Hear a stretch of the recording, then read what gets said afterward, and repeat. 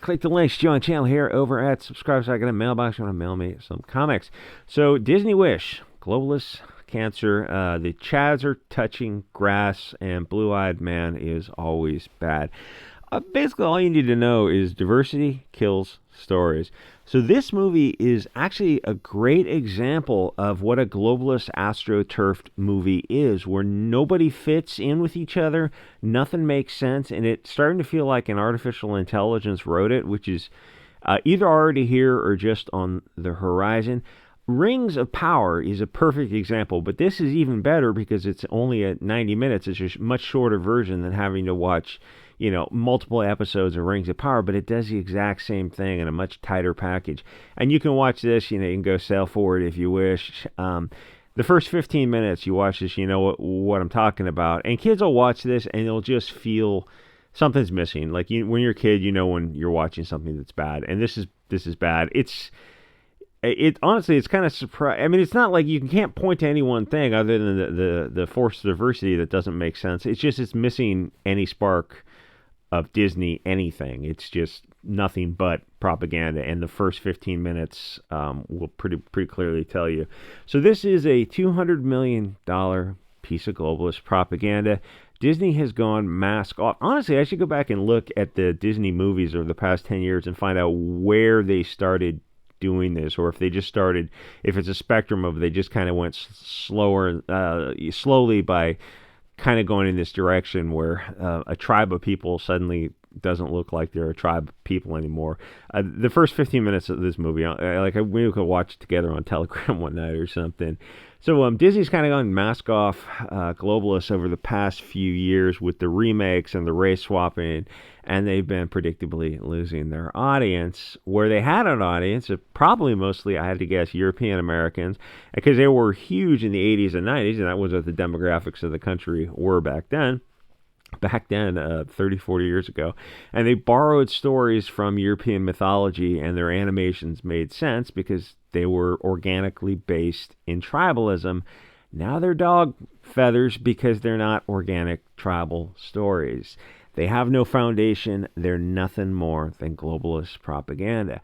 What I mean by that is, if you've seen Rings of Power, it sums it up perfectly. This and Rings of Power are perfect examples where you watch them and it's like, what was that, Clockwork Orange, where you gotta watch this. This is a better example because it's only 90 minutes. And, there's good animation, I guess. I mean, they spent $200 million on it. That's the other thing I'm thinking of. Can't you make an animation for less than $50 million? Is this where we are now? It really takes $200 million to make a 90-minute cartoon? That seems a bit much. So this is the exact same setting as Rings of Power. It's a fictional setting. It's based probably somewhere in the Mediterranean with castles and wizards type. But yeah, I'm sure other YouTubers edit their coughs out. Castles and wizards and knights and that kind of stuff. And it looks great, except the big problem is they made it diverse, which is cancer. More people just need to say, hey, girl power, cancer. Any kind of feminist kind of messaging there, and kind of your globalist messaging, yeah, that's absolute cancer. Diversity, dude, everyone hates diversity. It just kills every story. And you say this to people, not at like a Thanksgiving get-together or something, but you say this to people online, you just have to kind of say it with a straight face and watch the smoke come out of your... I'm just not into this diversity. I just want to see some tribalism, some nationalism. All this diversity, it's just, and you can, I can't say slurs on YouTube, but, I do say slurs on the other social media platforms. It's lighthearted and frivolous is what I'm trying to say. That's just how I feel. That's just my opinion. Don't we value diversity of thought? No, Nazis. So, they got this village, this fictional, magical, I don't know, it could be anywhere, except instead of just having one tribe of people like you'd expect, just Portuguese, Spanish, Italian, and Greek, you've got fair-skinned people of the light, who are clearly characters portraying one area of the real world, where there are going to be blue, green, hazel-eyed people who, build castles, roads, public baths, all that kind of stuff that... Anyway, but then in this Disney abomination, they filled it with the cancer of diversity. The reason they did this was so they could have the fair, blue-eyed magician / Trump character be the malicious, power-hungry, I don't know, evil despot, because to Hollywood, blue and green eyes and fair skin is coded for evil. I'm not evil, I'm adorable. It really is just that simple. They had to make it diverse to show that dark is good and fair is bad. And the only way the fair characters can be good is if they mate with the dark, as you see throughout this piece, 90 minutes of globalist cancer. Because Disney is a bunch of Bolshevik queef huffers. They have this agenda to push, and the whitest of white pills is that people don't seem to be on board this bizarre white man bad agenda, and that fair people need to mix themselves out of existence. This whole animation, if there's a good character and a bad character, it's just color coded. It's that simple. There's a scene where the mixed girl is talking to her parents, and the dad is Euro and the mom is African, and she's arguing with her fair dad, and he's kind of portrayed as a little bit of a jerk about it. Now swap the scene and run it through your head. Make the angry dad black and the mom blonde-haired, blue-eyed. They have Chris Pine playing the evil wizard with his gray-blue eyes. Okay, Disney, fine. Just swap it out. Make the evil wizard black. Oh, yeah. Don't you think it's kind of weird that they never do this? Where diversity to them just means that they include brown characters so they can be protagonists, and fair characters so they can be antagonists. And some kids on Twitter were talking about this, about they shouldn't have made the Chris Pine, the Wizard King character, so fair and light. And then some other people on Twitter are going, yeah, they did that so they could make him the bad guy. They didn't want to portray a black character as bad. And that's just what it is. That's on the face of it. Like, it's not just me, tinfoil hat Hugo Boss, who's ranting and raving about this stuff. Other people, even casual viewers, are enough. They're watching this stuff enough to know that that's why that every antagonist is going to have to look like you and me.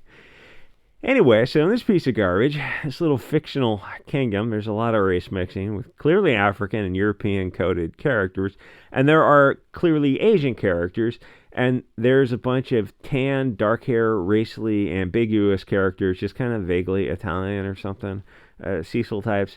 The reason the story doesn't connect with the audience is because they know something is subtly wrong. There's something pinging on their radar.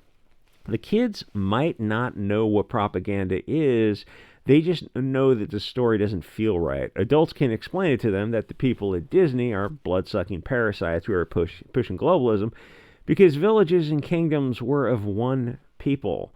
Some Spanish castle with a surrounding village, there might have been people coming in and out, but they weren't mixing like they're doing in this animation. I mean, it feels awkward because it's propaganda. It's a fictional setting. Okay, but so then why'd you include characters who clearly look like they're derived from people from Earth? Why not just make them all aliens in the same color, if you wish? Or like, why not make them all the same color in the fictional setting? Because it's propaganda. Obviously it's based on some kind of Spanish kingdom or something like that. Anyway, so there's a scene where there's a Chinese, black, Euro, and a blonde guy, all these characters, but a blonde guy walks in talking about, in some kind of stupid voice, about how he was talking to squirrels, because blondes have to be coded for either evil or stupid. Again, in your imagination, just run this through a filter, and instead, just start making the stupid, malicious characters black and brown. What exactly do you think would happen? So what the movie is trying to show is this idealized globalist fantasy where all these different races mix with perfect harmony, except when they need a stupid or malicious character, then they'll give them blue or green eyes. I know it sounds a little crazy when I say this, grinding an axe, but the thing is, this stuff isn't going away. It's just getting worse and worse and more blatant. So if you're not talking about this kind of stuff, honestly, I don't know what you're talking about. I think it's important, too. It's not just one movie. It's in every movie. And once you put on the sunglasses and start noticing it, you see it everywhere. And there are other themes in the movie where there's a mixed group of citizens, the democracy, because the king is a threat to our democracy. Where the black, brown, Asian, Euro anarchists are all working together to overthrow the power of the blue-eyed evil wizard king. Which is funny because the left is projecting. They're asking the king to nail down terms and definitions so they can cross-examine and offer a rebuttal. But this is the left that literally can't define what a man or woman is. And if you think that's hyperbole, no, it's not.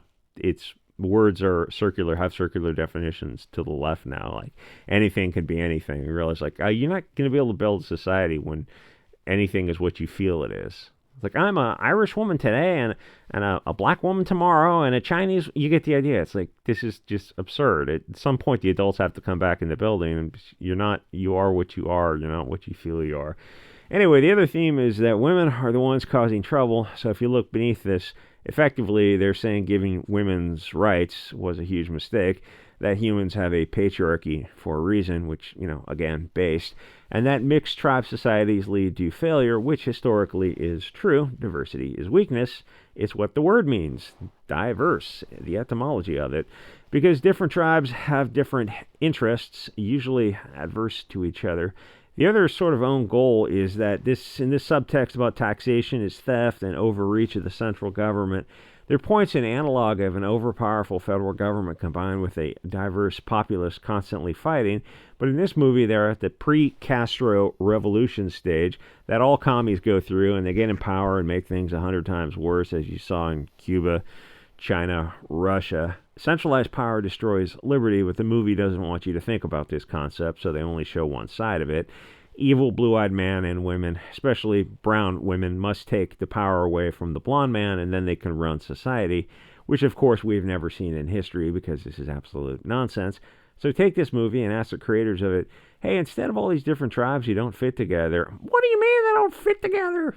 Well, where do you see this on Earth? Can you just make them all look like they're part of the same tribe? Because it would make more sense if they just looked alike, the external morphology, all light hair, skin, and eyes. That's just logical. I mean, because that would make sense with the castles and the knights and the horses, the metallurgy and the level of advancement in civilization that was a European thing. So that's the only storyline that would make sense. Why did you include all these different people from all over the world? Why are there Euro, African, and Asian characters all living together and living in perfect harmony? I mean, why didn't you set it in Africa at their level of civilization and have Africans and Europeans living together in some African village? It's weird that it's only goes kind of one way. In fact, one of the brown girl's friends betrays her because he's so stupid. He's of course fair. Skin, eyes, etc. So the king makes him his chief knight so he can go on go be a Derek Chauvin out hunting. Then the next song is about a mixed tribe girl power song about revolution. This movie was too stupid even for kids. We get it, Disney. You're anti-white and you're pro-mixed race globalist. Except I suspect for your own group, it's everyone else is expected to lose their culture and cut off their history. They're doing this. They're doing everything now. What they're doing is a kind of a cultural genocide as a precursor to the real thing, where they claim mixing is good for some reason. Something about diversity is their strength, except they never demonstrate where that's true. Because mixing just destroys culture. Mixing a society is the fastest way to destroy the history of the past because the new people don't have any continuity with it. They're at year zero, and it will be 1,000 years before they build a new culture. What they're doing is absolute evil, and the audience isn't buying it, which is one... Tim Pool just had a video, and I saw it on Odyssey, something about, like, Hollywood is imploding, and I know his titles are all clickbait, and I thought about that. I go, that's actually not a clickbait title. Hollywood really is.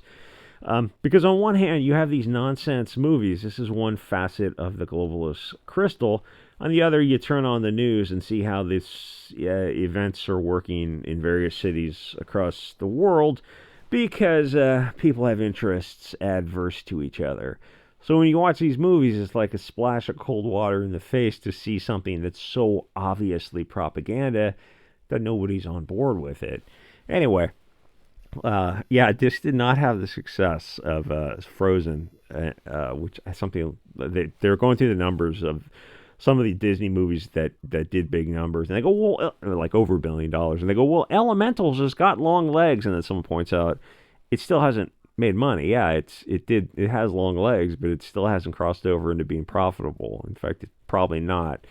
Anyway, like, comment, subscribe, and I'll see you guys all next episode.